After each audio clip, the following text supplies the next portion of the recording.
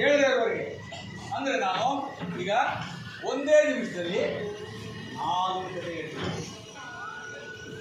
ಒಂದೇ ನಿಮಿಷದಲ್ಲಿ 5 ನಿಮಿಷ ಅಲ್ವಾ?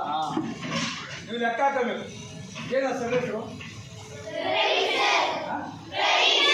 ಪ್ರವೀಣ್ ಸರ್. ಈಗ ಮೊದಲನೇ ಕತೆ ಹೇಳ್ತೀನಿ, ಕೇಳಿಸ್ಕೊಳ್ಳಿ. ಪ್ರವೀಣ್ ಸಾರು ಅವ್ರ ಮಿಸ್ಸಸ್ ಜೊತೆ ಗಾಡಿ ಮೇಲೆ ಹೋಗ್ತಾ ಇದ್ರು. ಅದು ದಾರಿ ಸರಿ ಇಲ್ಲ, ರೋಡು ಹಳ್ಳ ದಿನ್ನೆ ಎಲ್ಲ ಅದು ಅವ್ರ ಮಿಸ್ಸಸ್ಸು ಈ ಹಳ್ಳ ದಿನ ಇದ್ವಲ್ಲ, ಅವ್ರಿಗೆ ನೋವು ಬಂದ್ಬಿಡ್ತು, ಸೊಡು ನೋವು ಬಂದ್ಬಿಡ್ತು. ಇದೊಂದು ಕತೆ ಆಯಿತು. ಎಷ್ಟು ಕತೆ ಹೇಳ್ತೀನಿ ಕೇಳಿದ್ದೆ? 4. ಇದೊಂದು ಕತೆ. ಈಗ ಎಷ್ಟನೇ ಕತೆ? ಆ ಎಮ್ಮರಿಗೆ ಭಾರಿ ಸಿಟ್ಟು ಬಂದ ನೋಡಿದಾಗ ನನ್ನ ಶಟಪ್ ಬಂದುಬಿಟ್ರಲ್ಲ, ಇದನ್ನೇನಾದರೂ ಮಾಡಿ ವಾಪಸ್ ಕೊಡಬೇಕು ಅಂದ್ಬಿಟ್ಟು ಮನೆಗೆ ಹೋದ್ರು. ಅಡುಗೆ ಮಾಡ್ತಾಯಿದ್ರು, ಹಾಲು ಉಪ್ಪೋಗ್ತಾ ಇದ್ರು. ಪ್ರವೀಣ್ ಸರ್ ಏನು ಮಾಡಿದ್ರು, ನೋಡೇ ಹಾಲು ಉಪ್ಪೋಗ್ತಾ ಇದೆ ಅಂತ. ಇದೇ ಸಮಯ ಅಂತಿದ್ರು ಅಮ್ಮ, ಶಟಪ್, ಅಡುಗೆ ಮಾಡ್ತಾರ ನೀವ.